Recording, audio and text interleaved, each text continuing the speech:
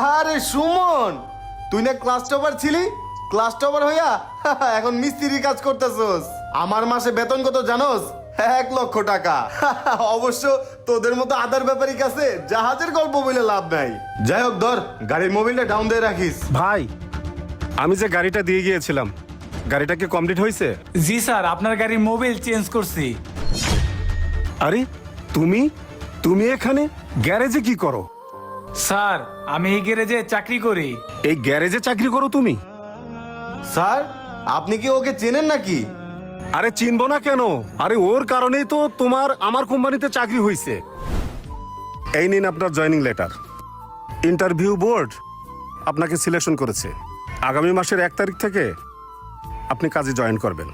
কি বলেন স্যার, আমার চাকরি হয়ে গেছে? আমাকে সিলেক্টেড করা হয়েছে? আল্লাহ, তোমার কাছে লাখ কোটি শুকরিয়া। Thank you sir, thank you. আসি, আসসালামু আলাইকুম। God bless you. যাক, চাকরিটা যেহেতু পাইছি ভালোই হয়েছে। আমার বন্ধু জীবন, ওরে মিষ্টিটা দিয়ে আসি। বাবা শোন, অনেক তো কষ্ট করলাম তোর বাপটা মরে যাওয়ার পরে। এই যে কিস্তলা আহে, অমুক আহে, তমুকে আহে, কত দিকে আমি সামলামো ক? এবার একটা চাকরির ব্যবস্থা কর তুই। আমি আর পারতেছি না, একটা চাকরির ব্যবস্থা কর যেমনি হোক বাবা। মা, তুমি কোনো টেনশন করো না, আমি যেমনি হোক চাকরির ব্যবস্থা করবো। আর আমি চাকরি নিলে তোমার সব দুঃখ কষ্ট দূর করে দিমু।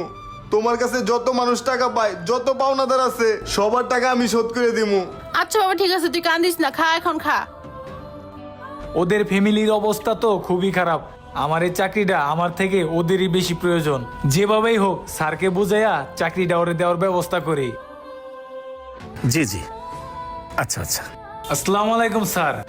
ওয়ালাইকুম আসসালাম। স্যার, এই নেন আমার জয়েনিং লেটার। আমি চাকরিটা করতে পারবো না। কি বলছো তুমি?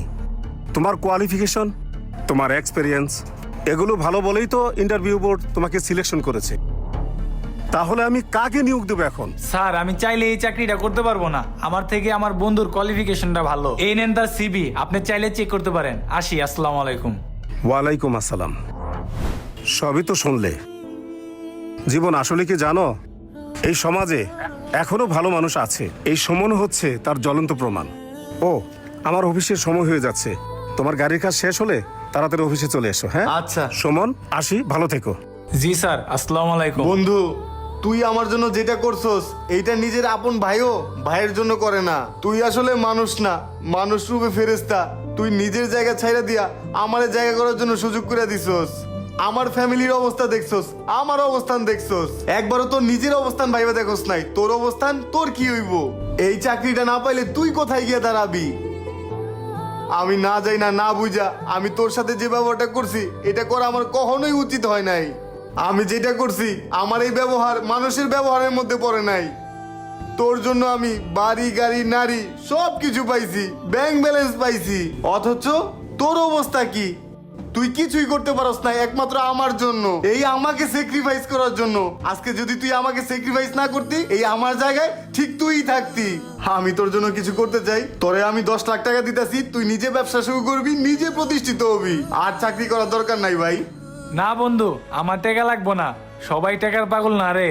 আমি চাইছিলাম তুই প্রতিষ্ঠিত হ, নিজের পায়ে দাঁড়া, তোর ফ্যামিলি ভালো চলুক। আর শোন বন্ধু, উপকার করলে উপকারের প্রতিদান নিতে হয় না, তাহলে সেই উপকারের কোনো মূল্য থাকে না। তোর মায়ের অবস্থা দেখে, তোদের ফ্যামিলির অবস্থা দেখে আমি আমার চাকরিটা স্যাক্রিফাইস করছি। যাই হোক, তুই তো ভালো আছস দোস্ত, মাকে কখনো কষ্ট দিস না।